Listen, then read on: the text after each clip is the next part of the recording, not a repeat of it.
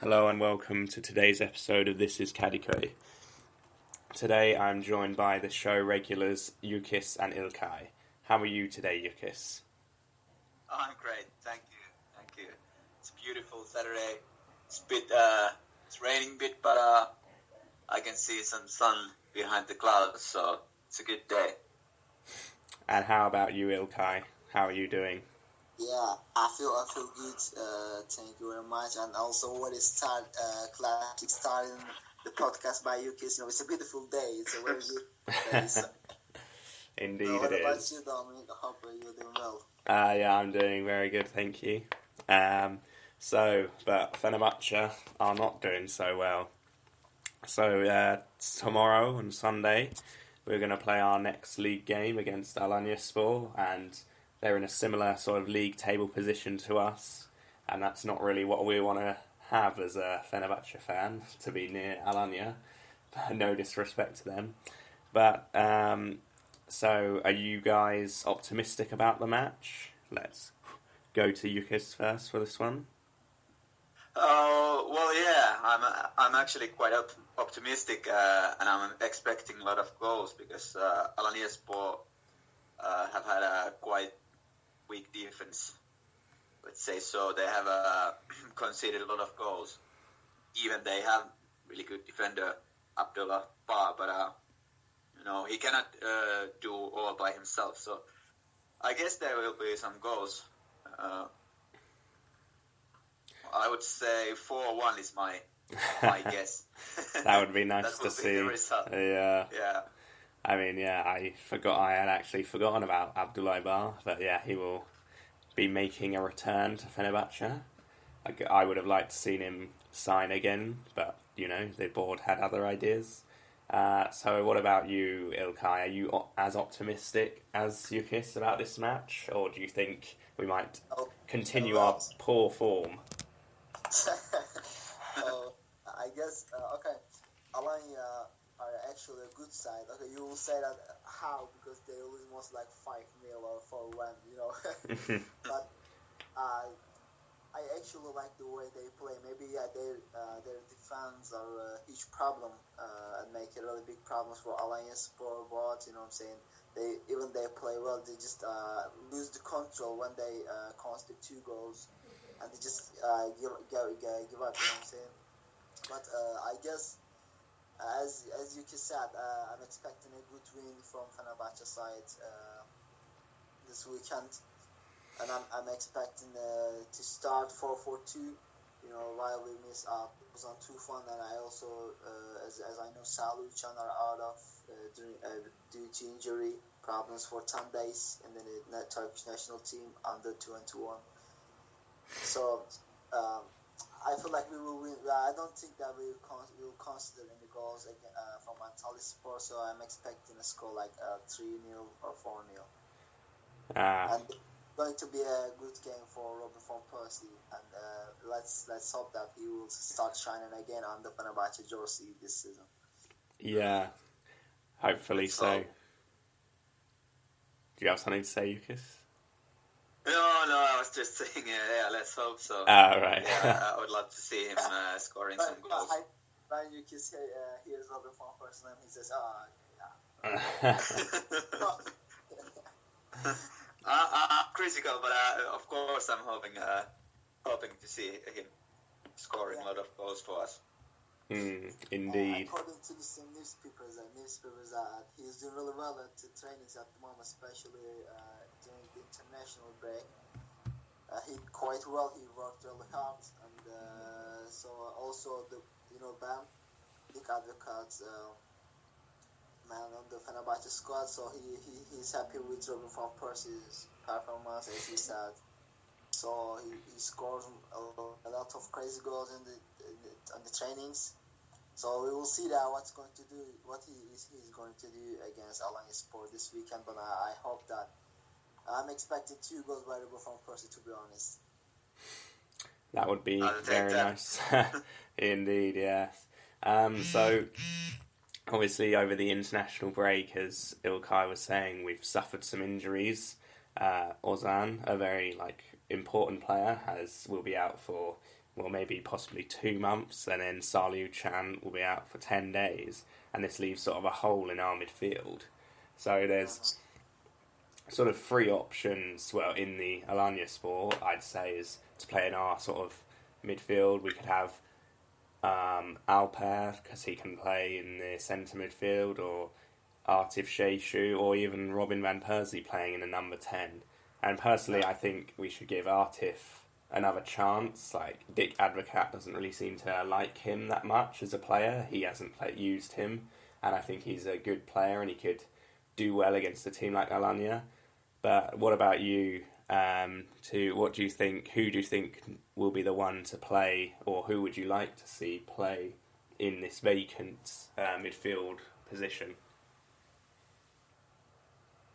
Okay, well, I would love to see Arthur Sheshu as a number 10. Really, Advocat should give him a chance. You know what I'm saying?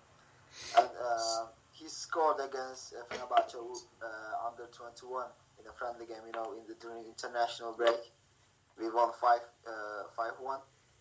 And Arthur kind of did well here as I watched. And I would love to give him a chance as a number 10 position. But if you don't play 4-4-2, but this is what I'm expecting, because we're playing at home, probably Advocat would love to try 4-4-2 tactics against Alanyaspor. But if he doesn't try it, so yeah, I would love to put Arthur Sheshi as number 10 and Amenike as a striker, so Robert van Persie to bench again. And also Lance is missing this game due to his injury. And but I would love to play with Volkan Şen and Musa, and on the wings, and then America as a striker will be really good. Yeah, it would be good. Yukis, what do you think about the injuries? Yeah, it doesn't really look good to have so many important players missing, but against Alanyaspor, I guess we are easily strong enough. I would also like to see Artif playing more. He really has shown earlier seasons that he's a great player in Super League, and he can score goals and pass the ball. I would really like to see him playing if we play 4-3-3. Probably, I think if we're gonna play 4-3-3 against Manchester United, we're going to use Alper there as the third midfielder instead of Ozan. Then for that reason, I would think that if we're going to use 4-3-3, we could also, prepare that Alper also that system and use him against Alanyaspor as well. I don't know. Depends. Where would you put Alper Potuk on the 4-4-2 tactic? As the wing, you said, you mean? No, 4-3-3. If we're gonna, because most probably we're gonna play 4-3-3 against Manchester United, and then the most likely option to the Ozan's place is Alper Potuk.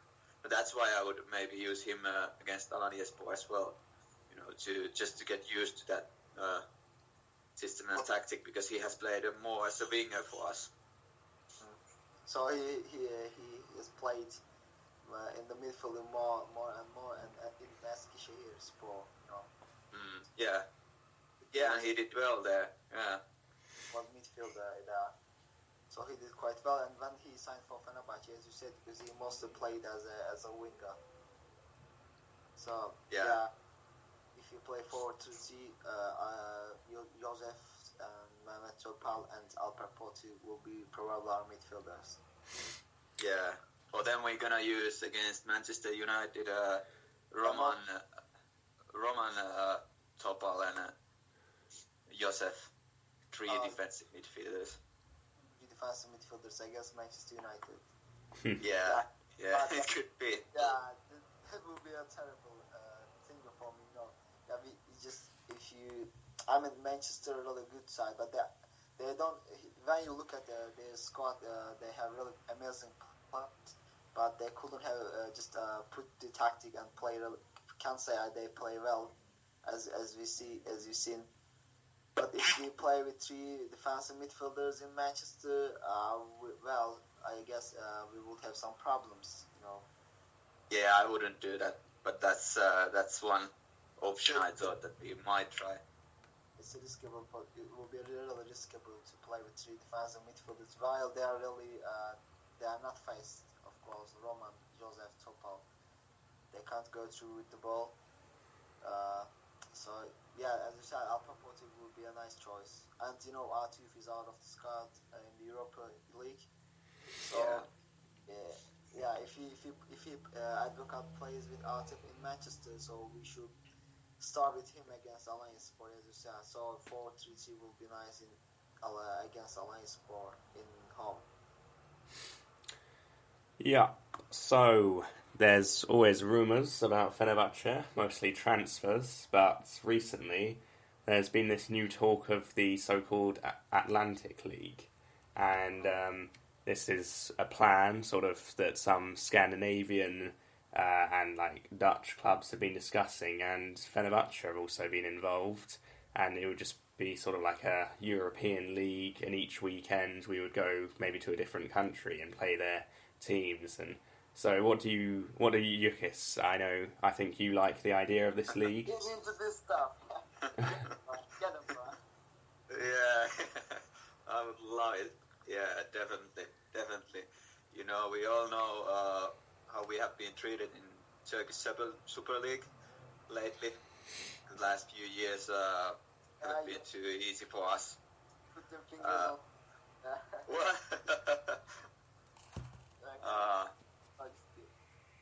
Yeah, and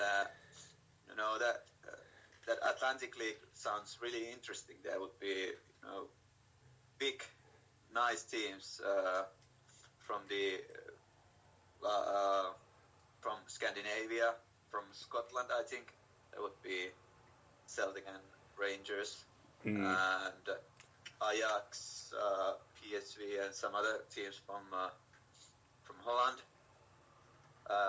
Some the biggest Swedish teams, because they also have 35,000 people watching their games every week, so the atmosphere would be quite good as well. Yeah, and it's always I really love Europa League as well. The away games, they are always really interesting, and it just brings some new flavor to the games always. I would love to see us playing there. So I really didn't search about Atlantic League, but sorry if I missed you, kids. But if they do something like this, they will cancel the Champions League or Europe League. No. It would be a league like any other leagues, like the Turkish Super League, but different teams.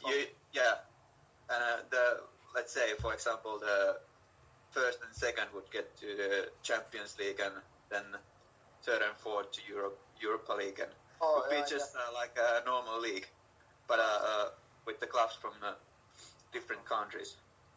So you mean that Super League will not be important for going to Champions League or Europe League? So if something like this happens, Atlantic League will be important for going to the Champions League or Europe League, right? Yeah, then we wouldn't be playing in Super League. Oh, so we would be. You gotta quit. You gotta quit from the league that you're playing. Yeah, because it would be with 20 teams. You would have to play 36 games a season, or 30. It's something like this should happen, because if you keep playing in Super League, Atlantic League, then Champions League, and then Turkish Cup on 5 or 6